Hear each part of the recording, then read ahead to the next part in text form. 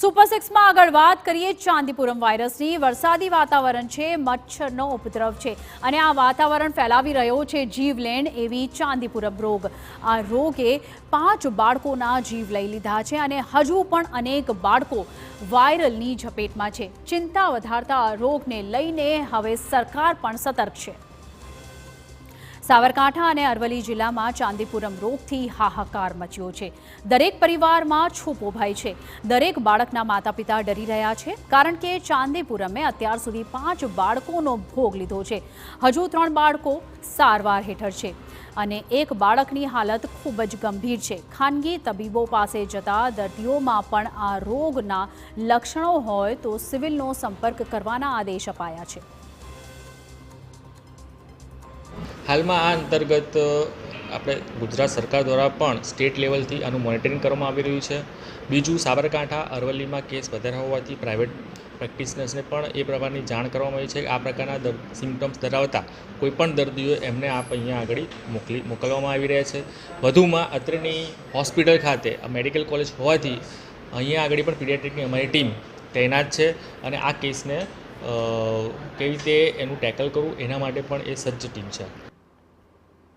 તો સરકાર પણ આ રોગને કારણે ચિંતિત છે। જો કે હજુ સુધી આ મોત ચાંદીપુરમને કારણે જ થયા છે તેવી સત્તાવાર જાહેરાત થઈ નથી। સરકાર રિપોર્ટ આવે તેની રાહ જોઈ રહી છે અને રિપોર્ટ આશરે 10 થી 12 દિવસે આવે છે। સરકારે કામગીરી તો કરી છે, પરંતુ સાથે જ સાવધાની રાખવી એ પણ ખૂબ જ જરૂરી બની ગઈ છે।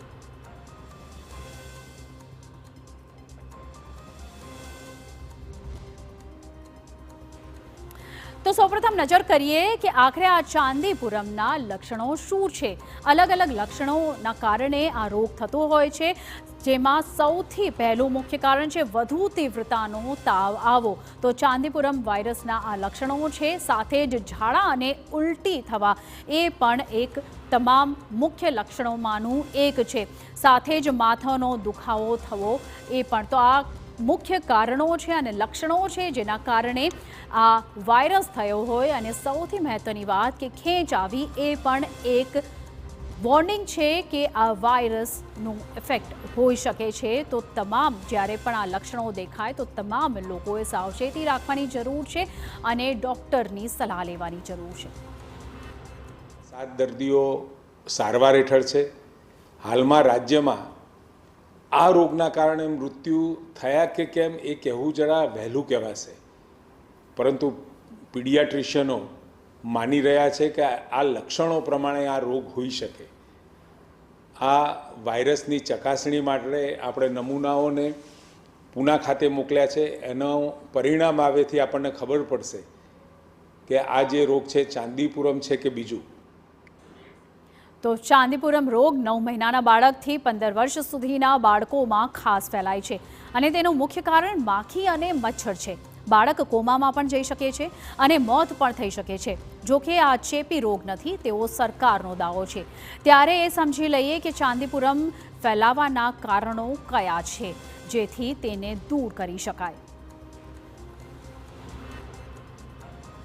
તો આખરે કયા એવા કારણો છે જેના લીધે આ રોગ ફેલાય છે? તો આ રોગ ખાસ કરીને મચ્છર અને મોટી માખીના કારણે ફેલાય છે। તો આ તમામ વસ્તુ ધ્યાનમાં રાખવાની જરૂર છે। સાથે જ સેન્ડ ફ્લાય માખીઓની પ્રજાતિ નોંધનીય કારણ છે આ ખાસ ચાંદીપુરમ રોગ ફેલાવાનું, અને આ માખી રેતી અને કાદવમાં પણ જોવા મળે છે અને ખાસ આ તમામ કારણોના લીધે આ રોગ ફેલાય છે। સાથે જ વરસાદમાં તેની સંખ્યા ખૂબ જ વધી જતી હોય છે। તો તમામ લોકોએ આ ધ્યાન રાખવાની જરૂર છે કે ઘરમાં મચ્છર અને માખી ન આવે, જેથી કરીને બાળકોને આ રોગથી બચાવી શકાય।